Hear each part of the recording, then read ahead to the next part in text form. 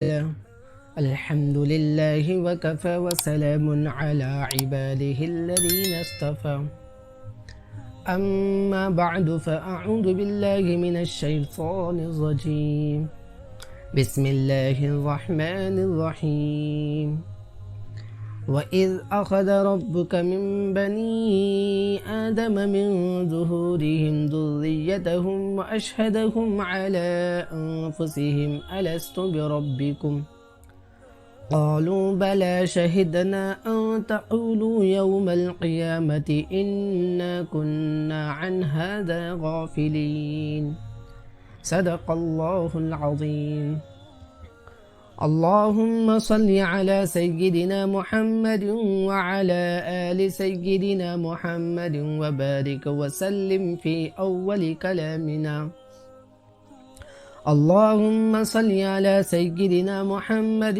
وعلى آل سيدنا محمد وبارك وسلم في أوسط كلامنا اللهم صل على سيدنا محمد وعلى آل سيدنا محمد وبارك وسلم في آخر كلامنا. محترم دوستو، انسان کی زندگیاں تین ہیں.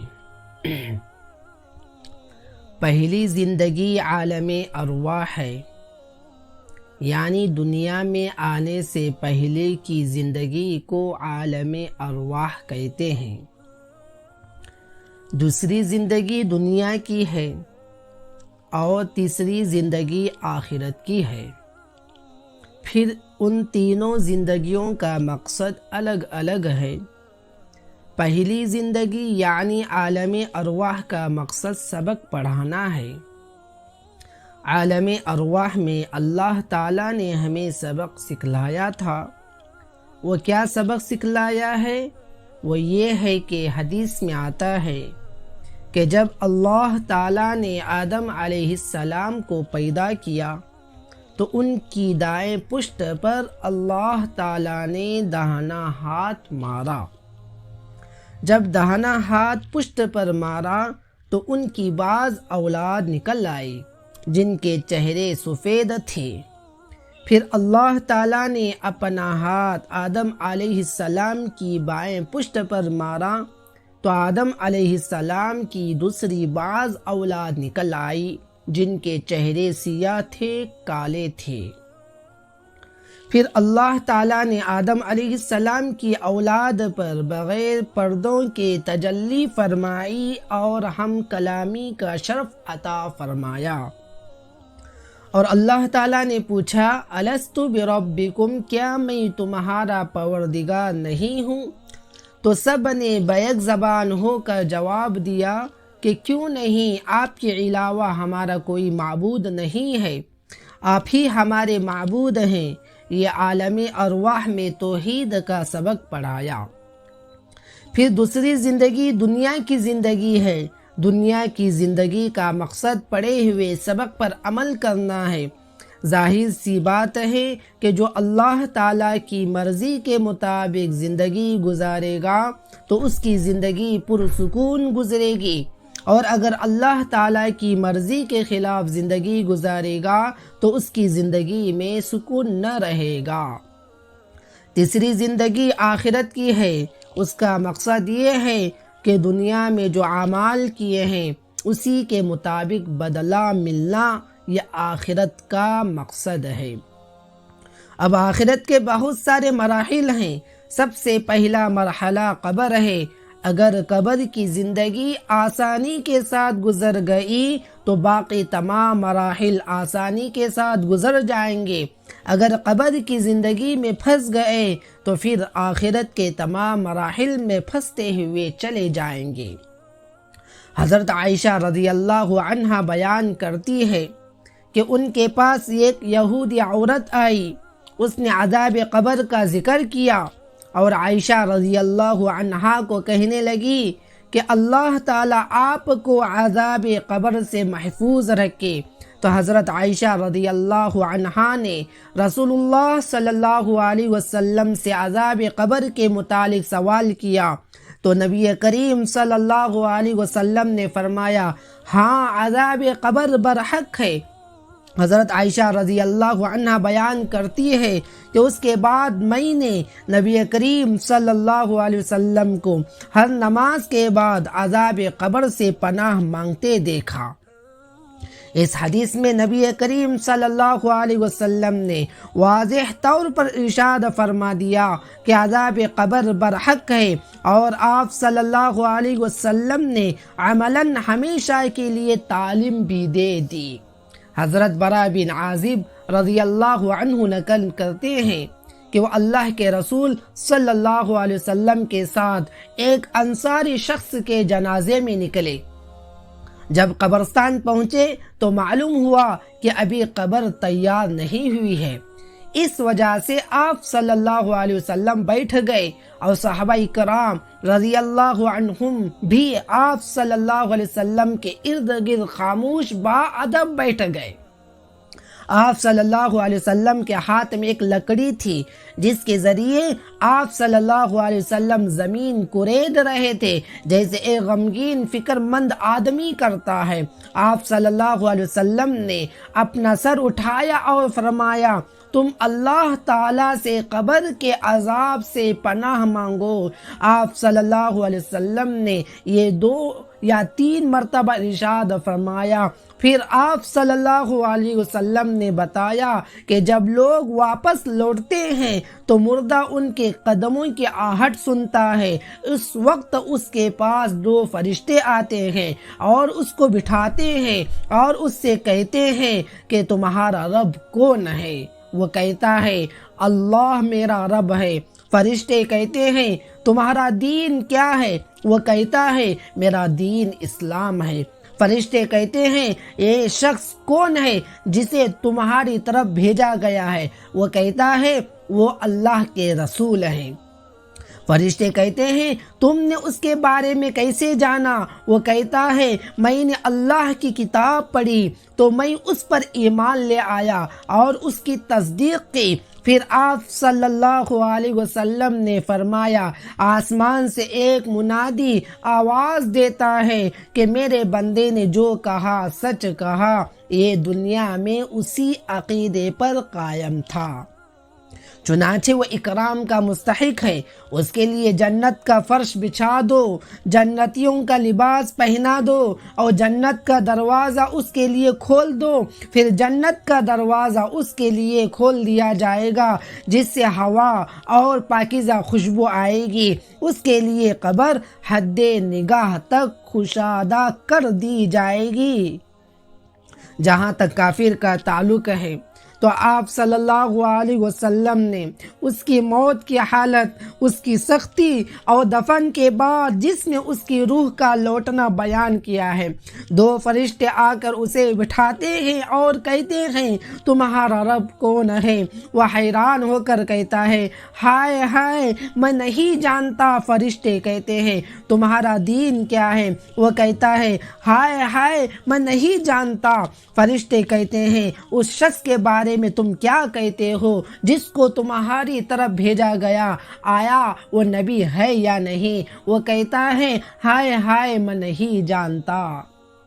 آسمان سے ایک منادی آواز دیتا ہے کہ کافر نے جھوٹ بولا، اس کے لیے جہنم کا فرش بچھا دو، اسے آگ کا لباس پہنا دو، اس کے لیے جہنم کا دروازہ کھول دو جہاں سے اسے آگ کی گرمی پہنچے گی، اور اس کی قبر اس پر اتنی تنگ ہو جائے گی کہ اس کی پسلیاں آپس میں گھس جائے گی۔ پھر اس پر ایک اندھا اور گنگا فرشتہ مسلط کر دیا جائے گا۔ اس کے پاس لوہے کا ایک بڑا ہتھوڑا ہوگا، اگر اس کو پہاڑ پر مارا جائے تو پہاڑ ریزہ ریزہ ہو جائے۔ وہ فرشتہ اس کے ذریعے ایسی مار مارے گا جسے مشرق و مغرب کے درمیان جنات و انسانوں کے سوا ہر چیز سنے گی۔ وہ مٹی مٹی ہو جائے گا، پھر اس میں روح دوبارہ لوٹائی جائے گی تاکہ وہ عذاب چکھے۔ اسی طرح قبر میں اسے مسلسل عذاب ہوتا رہے گا۔ علامہ جلال الدین سیوطی رحمۃ اللہ علیہ نے ایک واقعہ بیان کیا ہے کہ ایک آدمی شام کے وقت تجارت کر کے اپنے گھر کی طرف جا رہا تھا۔ راستے میں مغرب کی نماز کا وقت ہو گیا۔ راستے میں قریب ہی میں ایک قبرستان تھا جس میں مسجد تھی۔ چنانچہ وہ آدمی مسجد میں نماز پڑھنے کے لیے گیا اور مغرب کی نماز پڑھنے کے بعد اپنے معمولات اور تسبیحات میں مشغول ہو گیا۔ جب آہستہ آہستہ اندھیرا چھانے لگا تو اس آدمی کو کسی کے کراہنے کی آواز سنائی دی۔ اس آدمی نے ادھر ادھر دیکھا لیکن کوئی نظر نہیں آیا۔ پھر وہ آدمی اپنے معمولات میں مشغول ہو گیا۔ تھوڑی دیر کے بعد ہائے ہائے کی آواز سنائی دی، جس کی وجہ سے وہ آدمی ڈر گیا۔ اس آدمی نے اس آواز کی طرف دھیان لگایا تو آواز ایک قبر کے اندر سے آ رہی تھی۔ وہ آدمی قبر کے پاس گیا اور اپنے کان قبر سے لگائے تو قبر میں سے ہائے ہائے کی آواز کے ساتھ ساتھ یہ آواز بھی آ رہی تھی، قد کنت اصلی وقد کنت اصوم۔ مطلب یہ ہے کہ میں نماز بھی پڑھتا تھا اور روزہ بھی رکھتا تھا، لیکن میرے بد اعمال کی وجہ سے میرے ساتھ یہ معاملہ ہو رہا ہے۔ چنانچہ اس آدمی نے اپنے ساتھیوں کو بلایا اور ان سے کہا، کیا اس میں سے آواز آ رہی ہے؟ تو اس کے ساتھیوں نے بھی قبر سے کان لگائے تو قبر سے آواز آ رہی تھی۔ تو انہوں نے کہا کہ سچ مچ قبر سے آواز آ رہی ہے۔ اس وقت انہوں نے کسی کو نہیں بتایا اور وہ اپنے گھر کی طرف چل دیے۔ دوسرے دن وہ آدمی مغرب کی نماز پڑھنے کے لیے اسی مسجد میں آیا۔ اس نے مغرب کی نماز پڑھی، پھر معمولات میں مشغول ہو گیا۔ پھر سے پہلے دن کی طرح دوسرے دن آواز سنائی دی تو آدمی قبر کی طرف گیا اور قبر سے کان لگائے تو قبر سے وہی الفاظ سنائی دیے، قد کنت اصلی وقد کنت اصوم۔ اس مرتبے میں وہ آدمی گھبرا گیا اور سمجھ گیا یقیناً قبر کا عذاب ہو رہا ہے۔ پھر بغیر کسی کو کہے اپنے گھر کی طرف چل دیا۔ اس گھبراہٹ کی وجہ سے 2 مہینے تک اس کو بخار رہا۔ دوسری بات یہ ہے کہ اللہ کے نبی صلی اللہ علیہ وسلم نے احادیث میں واضح طور پر ارشاد فرما دیا کہ قبر میں میت کو جو عذاب ہوتا ہے اس کی چیخ و پکار کی آواز انسان اور جنات کے علاوہ ساری مخلوق سنتی ہے۔ انسان اور جنات کو آواز اس لیے نہیں سنائی دیتی ہے کہ اگر ان کو بھی آواز سنائی دینے لگے تو سب لوگ راہ راست پر آ جائیں گے۔ دنیا میں جتنے کافر ہیں وہ تمام ایمان لے آئیں گے اور جو مسلمان فاسق و فاجر ہیں وہ اپنی اصلاح کرا کے پارسا اور نیک بن جائیں گے۔ تب تو امتحان ہی ختم ہو جائے گا اور مقصد ہی فوت ہو جائے گا، اس لیے کہ یہ دنیا دارالعمل ہے، دارالجزا نہیں ہے۔ یہاں ایمان بالغیب معتبر ہے، کچھ نہیں دیکھا اور نہ عقل میں آتا ہے، پھر بھی رسول اللہ صلی اللہ علیہ وسلم کی باتوں پر اتنا یقین ہو جتنا اپنی آنکھوں سے دیکھی ہوئی باتوں پر یقین نہیں ہوتا ہے۔ بس اسی ایمان کی قدر ہے اور اسی ایمان پر اجر ہے۔ عذاب قبر کو مخفی پوشیدہ رکھنے کی ایک وجہ اللہ کے نبی صلی اللہ علیہ وسلم نے خود ہی بیان فرما دی۔ مسلم شریف کی روایت ہے کہ ایک مرتبہ اللہ کے نبی صلی اللہ علیہ وسلم بنو نجار کے کسی باغ میں تشریف لے گئے۔ وہاں پر اللہ کے نبی صلی اللہ علیہ وسلم کو کسی قبر سے عذاب کی آواز سنائی دی۔ اللہ کے نبی صلی اللہ علیہ وسلم نے صحابہ کرام رضی اللہ عنہم اجمعین سے پوچھا کہ اس قبر کے مردے کو کب دفن کیا گیا تھا؟ تو صحابہ کرام رضی اللہ عنہم اجمعین نے جواب دیا کہ یا رسول اللہ، زمانے جاہلیت میں اللہ کے نبی صلی اللہ علیہ وسلم نے ارشاد فرمایا کہ اگر مجھے اس بات کا خوف نہ ہوتا کہ تم مردوں کو دفن نہیں کرو گے تو میں تمہارے لیے اللہ تعالیٰ سے دعا کرتا کہ تمہیں بھی میری طرح قبر کے عذاب کی آواز سنائی دے، لیکن اس کے باوجود اللہ تعالیٰ ہمیں کبھی کبھی قبر کے عذاب کا کرشمہ دکھاتے ہیں تاکہ ہم اس سے عبرت پکڑیں اور سبق حاصل کریں۔ حضرت حکیم الاسلام قاری طیب صاحب رحمۃ اللہ علیہ نے ایک واقعہ بیان کیا ہے۔ دہلی میں جمنا میں سیلاب آیا، قریب میں قبرستان تھا، سیلاب کی وجہ سے چند قبریں اکھڑ گئی۔ ایک قبر کھلی تو لوگوں نے دیکھا وہ مردہ پڑا ہوا ہے اور اس کی پیشانی پر ایک چھوٹا سا کیڑا ہے۔ وہ کیڑا جب اس کی پیشانی پر ڈنگ مارتا ہے تو پورا مردہ لرز جاتا ہے، پورے بدن میں کپ کپی چھا جاتی ہے، مردے کا رنگ بدل جاتا ہے۔ تھوڑی دیر کے بعد لاش اپنی اصلی کیفیت پر آ جاتی ہے، پھر سے وہ کیڑا ڈنگ مارتا ہے، پھر سے مردہ لرز جاتا ہے، وہ تھر تھرا جاتا ہے۔ سب لوگ اس منظر کو دیکھ رہے تھے اور حیران بھی تھے۔ ایک دھوبی آیا اور اس کو رہا نہیں گیا، اس نے ایک پتھر اٹھا کر کیڑے پر مارا تو کیڑا اچھلا اور دھوبی کی پیشانی پر آ کر ڈنک مارا، پھر وہ اپنی اصلی بیٹھک پر چلا گیا۔ وہ دھوبی زور زور سے چلانے لگا اور تڑپنے لگا۔ لوگوں نے کہا کیا حالت ہے؟ اس نے کہا ایسا معلوم ہوتا ہے کہ میرے ایک ایک عضو میں لاکھوں اور کروڑوں کیڑے اور آگ کے شعلے بھر دیے گئے ہو، مجھے اتنی زیادہ تکلیف ہوتی ہے۔ لوگوں نے سمجھ لیا کہ یہ دنیا کا عذاب نہیں ہے بلکہ قبر کا عذاب ہے۔ وہ دھوبی 3 دن تک اس طرح تڑپتا رہا، اس کے بعد اس کا انتقال ہو گیا۔ دیندار لوگ مردے کے پاس ہمت کر کے گئے اور اس کے پاس جا کر یاسین شریف اور سورہ اخلاص پڑھنے لگے تو اللہ تعالیٰ کے فضل سے وہ کیڑا آہستہ آہستہ چھوٹا ہوتا گیا، یہاں تک کہ ختم ہو گیا۔ خلاصہ کلام یہ ہے کہ اللہ تعالیٰ ان واقعات کے ذریعے ہمیں سبق سکھاتے ہیں کہ موت کے آنے سے پہلے موت کی تیاری کر لو۔ خود اللہ کے نبی صلی اللہ علیہ وسلم قبر کے عذاب سے پناہ مانگتے تھے، حالانکہ اللہ کے نبی صلی اللہ علیہ وسلم گناہوں سے معصوم تھے۔ بخاری شریف کی روایت ہے، حضرت ابو ہریرہ رضی اللہ عنہ فرماتے ہیں کہ اللہ کے نبی صلی اللہ علیہ وسلم دعا کرتے تھے، اللہم انی اعوذ بک من عذاب القبر ومن عذاب النار ومن فتنة المحیا والممات ومن فتنة المسیح الدجال۔ اے اللہ، میں آپ سے قبر کے عذاب اور جہنم کے عذاب اور زندگی اور موت کے فتنے اور دجال کے فتنے سے پناہ مانگتا ہوں، لیکن آج ہماری طرف سے اس میں بہت غفلت برتی جاتی ہے۔ ہم پورے دن گناہوں کے اندر ڈوبے رہتے ہیں۔ اس کا تقاضا تو یہ تھا کہ ہم پورے دن قبر کو سوچ کر رویا کرتے، لیکن اس کے باوجود ہماری حالت یہ ہے کہ ہم قبرستان کی طرف جاتے ہیں، پھر بھی دنیا کی باتیں کرتے ہیں، قبرستان پہنچ کر بھی دنیا کی باتیں کرتے ہیں، قبرستان میں جا کر کبھی اپنی آخرت اور اپنی قبر کو نہیں سوچا، وہاں کی قبروں کو دیکھ کر کبھی ہم نے اپنی قبر اور اپنے مرنے کو نہیں سوچا۔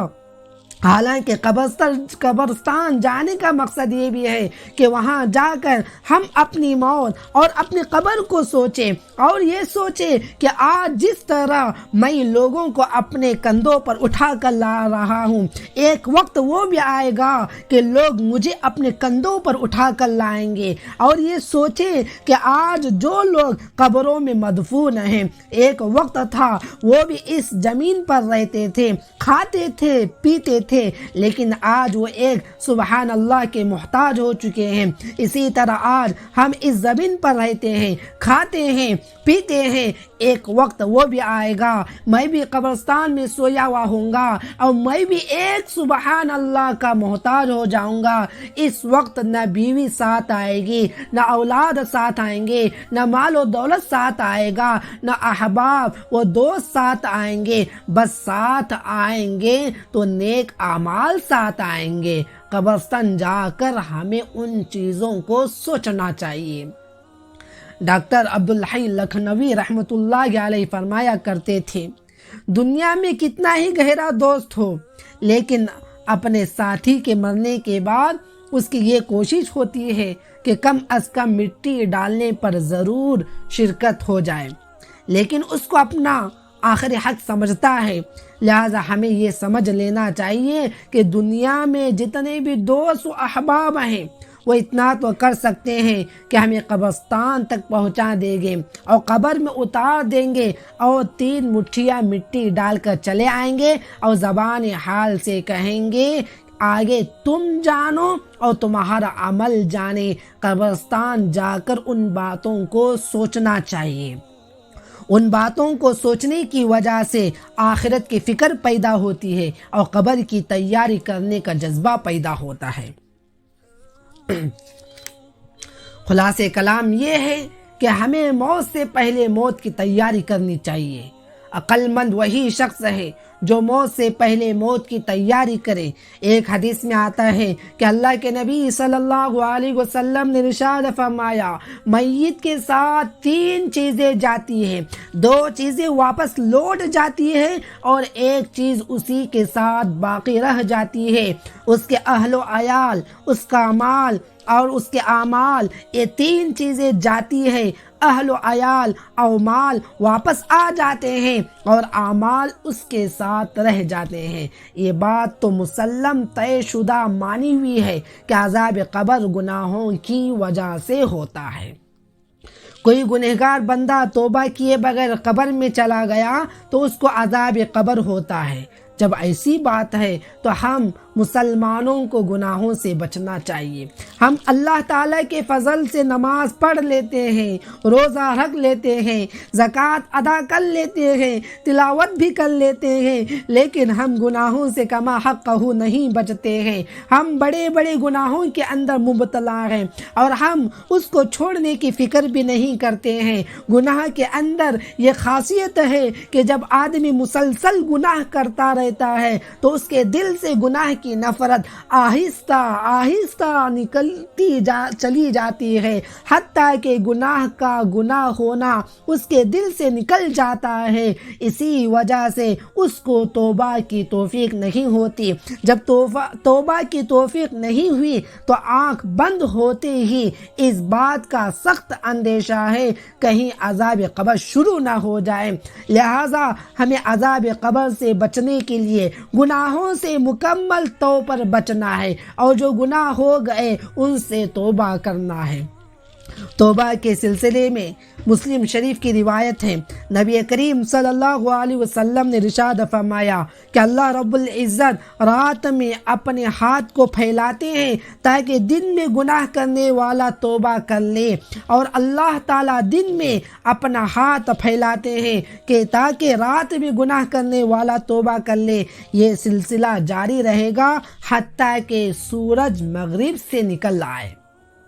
حضرت انس رضی اللہ عنہ سے روایت ہے کہ رسول اللہ صلی اللہ علیہ وسلم نے ارشاد فرمایا، اللہ تعالیٰ فرماتے ہیں، اے آدم کے بیٹے، جب تک تو مجھ سے دعا کرتا رہے گا اور مجھ سے امیدیں وابستہ رہے گی تب تک میں تیرے گناہوں کو معاف کرتا رہوں گا۔ مجھے کچھ پرواہ نہیں کہ تم نے کتنے گناہ کیے۔ اے آدم کے بیٹے، اگر تیرے گناہ آسمان تک پہنچ جائے پھر تو مجھ سے معافی طلب کرے گا تو میں معاف کر دوں گا، اور مجھے کچھ پرواہ نہیں۔ اے آدم کے بیٹے، اگر تو زمین کے برابر گناہوں کے ساتھ مجھ سے ملاقات کرے گا، لیکن جب تیری مجھ سے ملاقات ہو اس وقت تو میرے ساتھ کسی کو شریک نہ ٹھہراتا ہو، میں تیرے پاس ان گناہوں کے برابر بخشش کے ساتھ آؤں گا، یعنی تیرے تمام گناہوں کو معاف کر دوں گا۔ خلاصے کلام یہ ہے، ہم نے جتنے بھی گناہ کیے ہو، اگر ہم اللہ تعالیٰ کے سامنے سچے دل سے توبہ کر لیں تو اللہ تعالیٰ ہمارے گناہوں کو ضرور معاف فرما دے گا۔ لہذا ہمیں وقتاً فوقتاً اپنے گناہوں سے معافی مانگتے رہنا چاہیے۔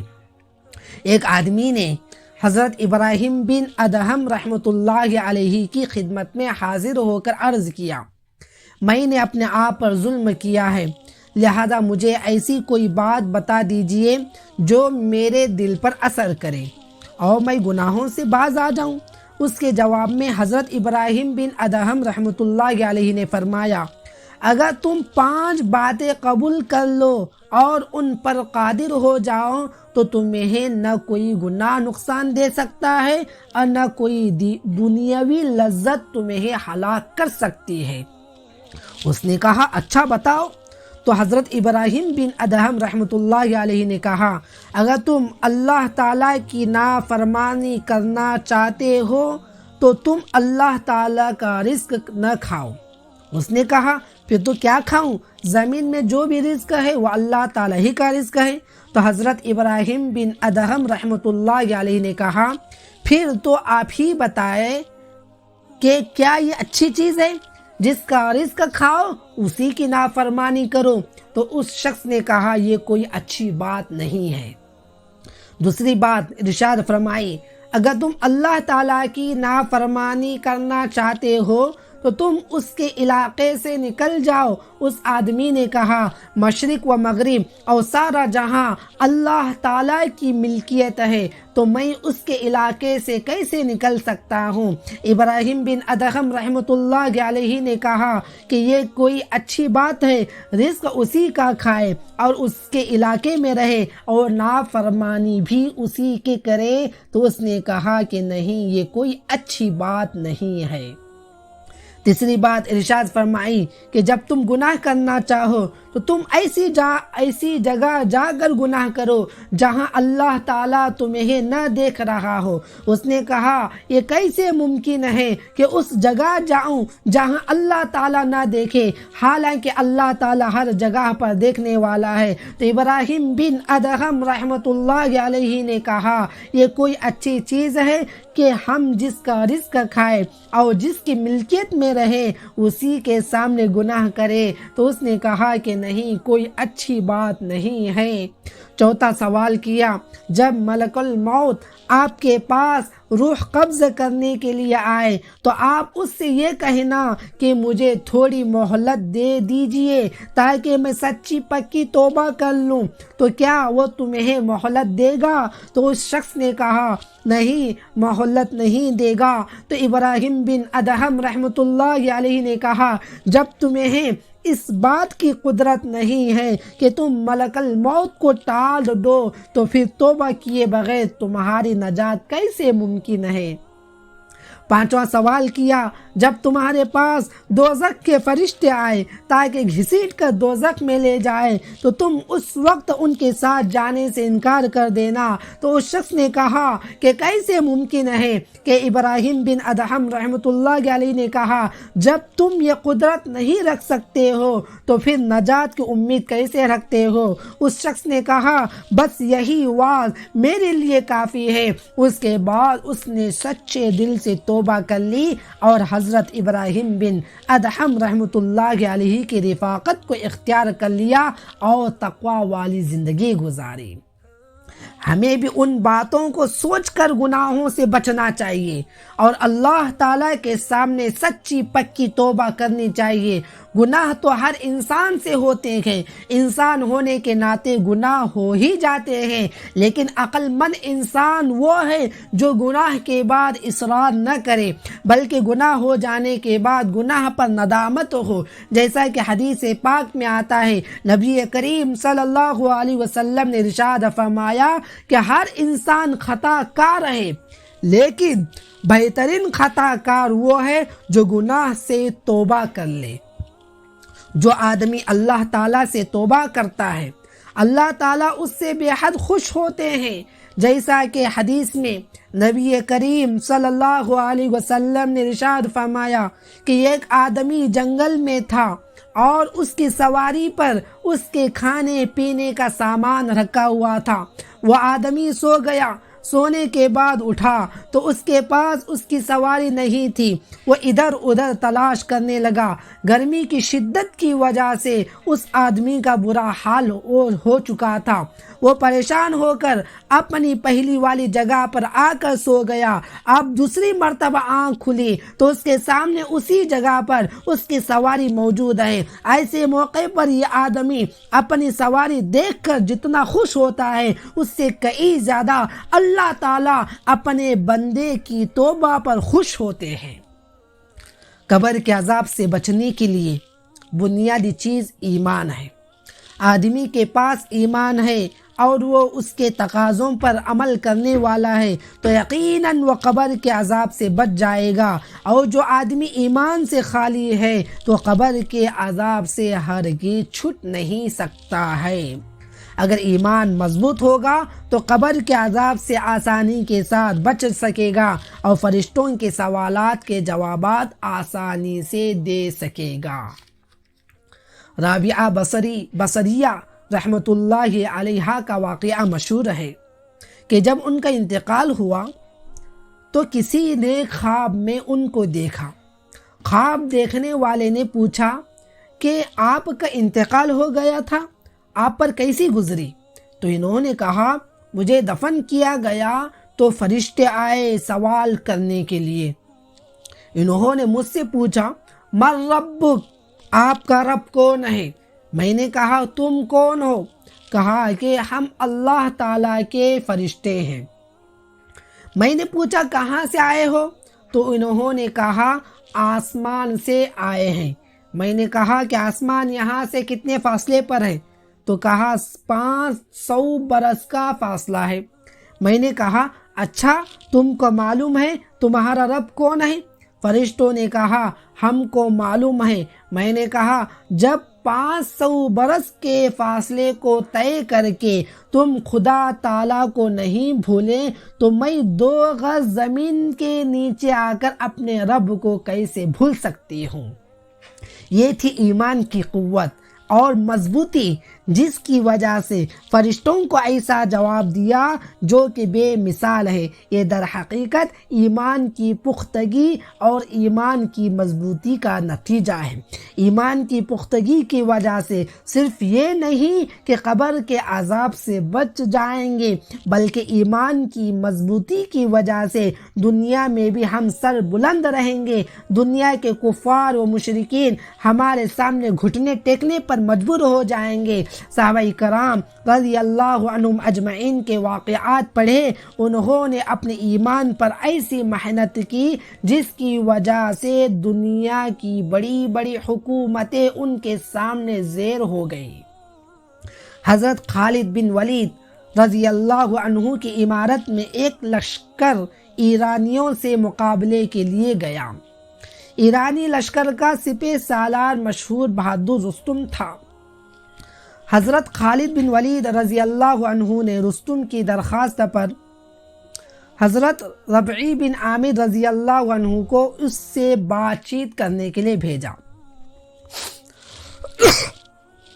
ایرانیوں نے رستم کا دربار خوب سجا رکھا تھا۔ ریشم کے گدے، بہترین قالین، سونے چاندی کی چیزیں اور دوسرے زینت کے اسباب سے آراستہ کر رکھا تھا۔ حضرت ربعی بن عامر رضی اللہ عنہ گھوڑے پر سوار ہو کر پھٹے پرانے کپڑوں میں اس شان کے ساتھ رستم کے دربار میں پہنچے کہ ننگی تلوار آپ کے ہاتھ میں تھی۔ دربار میں رستم کا فرش بچھا ہوا تھا۔ آپ گھوڑے کو اسی پر چلاتے ہوئے اندر جانے لگے۔ رستم پہلوان کے آدمیوں نے ان کو روکا اور ان سے کہا کہ کم سے کم تلوار تو نیام میں رکھ لو۔ حضرت ربعی بن عامر رضی اللہ عنہ نے فرمایا تمہاری دعوت پر آیا ہوں، میری مرضی اور خواہش سے نہیں آیا ہوں، اگر تم اس طرح نہیں آنے دو گے تو میں لوٹ جاؤں گا۔ جب رستم نے یہ دیکھا تو اپنے لوگوں سے کہا کہ ان کو اسی حالت میں آنے دو۔ چنانچہ آپ اسی شان کے ساتھ رستم کے پاس پہنچے اور فرش جگہ جگہ سے تلوار کی نوک کی وجہ سے پھٹ گیا تھا۔ رستم نے پوچھا کہ آپ لوگ کیا چاہتے ہیں؟ حضرت ربعی بن عامر رضی اللہ عنہ نے ایسا جواب دیا جو ہمیشہ کے لیے لاجواب رہ گیا۔ فرمایا لقد ابتعثنا الله لنخرج العباد من عبادة العباد إلى عبادة رب العباد ومن جور الأديان إلى عدل الإسلام ومن ضيق الدنيا إلى سعة الدنيا والآخرة۔ آپ رضی اللہ عنہ نے فرمایا کہ اللہ تعالیٰ نے ہمیں مبعوث کیا ہے کہ ہم اللہ تعالیٰ کے بندوں میں سے جن کو اللہ تعالیٰ چاہے ان کو بندوں کی غلامی سے نکال کر اللہ تعالیٰ کی بندگی کے طرف لائے، اور دنیا کے مختلف مذاہب کے ظلم سے نکال کر صحیح مذہب اسلام کے انصاف کی طرف لائے، اور دنیا کی تنگی سے نکال کر اس کی وسعتوں میں لے آئے۔ اللہ اکبر! کیا ایمانی قوت تھی! اے ربعی بن عامر رضی اللہ عنہ ایسے صحابی ہیں، اگر تاریخ میں یہ واقعہ نہ ہوتا تو شاید ان کو کوئی پہچانتا بھی نہیں۔ ایسے گمنام جس کو کوئی نہ جانتا ہو، یہ ایسے صحابی ہیں، لیکن ان میں اتنی ایمانی قوت ہے کہ دنیا کے بڑے بادشاہ رستم کے سامنے جاتے ہوئے بھی نہیں ڈر رہے ہیں، اس کے باوجود وہ ہر وقت اپنے ایمان کے بارے میں بے چین اور فکر مند رہتے تھے۔ آج ہمارے پاس کمزور ایمان ہے لیکن پھر بھی اپنے ایمان پر مطمئن ہیں، اس لیے سب سے پہلے اپنے ایمان پر محنت کرنا ہے، ساتھ ساتھ اپنی اولاد کے ایمان کی بھی فکر کرنا ضروری ہے، اس لیے کہ آج کفار و مشرکین کی طرف سے سب سے پہلے ہمارے چھوٹے چھوٹے بچوں کے ایمان پر حملے کیے جاتے ہیں، ان کے ایمان کو ختم اور کمزور کرنے کی اسکیمیں بنائی جاتی ہیں۔ ان کی پوری کوشش بس یہی ہے کہ ان کے ایمان کی روح اور ایمان کے حقیقت کو ختم کیا جائے، کیونکہ وہ بھی جانتے ہیں کہ جب تک مسلمانوں میں مضبوط ایمان باقی رہے گا تب تک ہم ان پر قابو نہیں پا سکتے ہیں۔ اس لیے ہمارے لیے ضروری ہے کہ ہم سب سے زیادہ محنت اپنے بچوں پر ایمان اور عقائد کے بارے میں کریں، اور چھوٹے چھوٹے بچوں کے دماغوں میں بس یہی بٹھانا ہے کہ سب کچھ اللہ تعالیٰ ہی کرتا ہے اور اللہ تعالیٰ کے علاوہ سے کچھ نہیں ہوتا ہے۔ اسی طرح چھوٹے چھوٹے بچوں کو بچپن ہی سے قبر کے حالات سے ڈرائے، بچپن ہی سے آخرت کے احوال ان کے سامنے بیان کرے۔ اگر ہم مسلسل ان کے سامنے بیان کرتے رہیں گے تو یہ باتیں ان کے ذہنوں میں راسخ ہو جائے گی، جم جائے گی۔ جب یہ باتیں ان کے ذہنوں میں راسخ ہو جائے گی تو پھر ہر وقت ان کو آخرت کی فکر لگی رہے گی۔ حضرت مولانا عمر صاحب رحمۃ اللہ علیہ کی والدہ نے ان کی بہت اچھی تربیت کی تھی۔ حضرت مولانا عمر صاحب رحمۃ اللہ علیہ کے والد کا انتقال تو ان کے 8 برس کی عمر میں ہو چکا تھا۔ حضرت مولانا عمر صاحب رحمۃ اللہ علیہ کی والدہ جاہل تھی، لیکن ان کی یہ تمنا تھی کہ میرا بچہ کچھ بنے، لہٰذا ان کی والدہ مولانا عمر صاحب رحمۃ اللہ علیہ کے سامنے بچپن ہی سے قبر کے حالات اور قیامت کے احوال کو بیان کرتی تھی۔ ایک مرتبہ مولانا عمر صاحب رحمۃ اللہ علیہ سے کہا کہ قبر میں فرشتے 3 سوالات کریں گے، اور 3 سوالات اور جوابات کو مولانا کے سامنے ذکر کیا۔ دوسرے دن مولانا نے اپنی والدہ سے کہا مجھے وہ 3 سوالات جوابات کے ساتھ یاد ہو گئے، تو والدہ نے کہا قبر میں جواب دینے کے لیے یہ گوشت کی زبان کافی نہیں ہوگی، بلکہ وہاں نیک اعمال کی زبان کام آئے گی۔ اسی طرح ان کی والدہ روزانہ ان کے سامنے کہا کرتی تھی کہ قیامت کے دن آسمان ٹوٹ جائے گا، زمین پھٹ جائے گی اور پہاڑ روئی کی طرح اڑے گی۔ ایک مرتبہ وہ فرش پر سوئے ہوئے تھے اور ان کے بھائی چارپائی پر سوئے ہوئے تھے۔ اچانک ان کے بھائی نیند میں ان پر گر گئے۔ تو مولانا عمر صاحب رحمۃ اللہ علیہ زور زور سے چلانے لگے اور کہہ رہے تھے قیامت آ گئی، قیامت آ گئی، آسمان ٹوٹ کر میرے اوپر گر گیا۔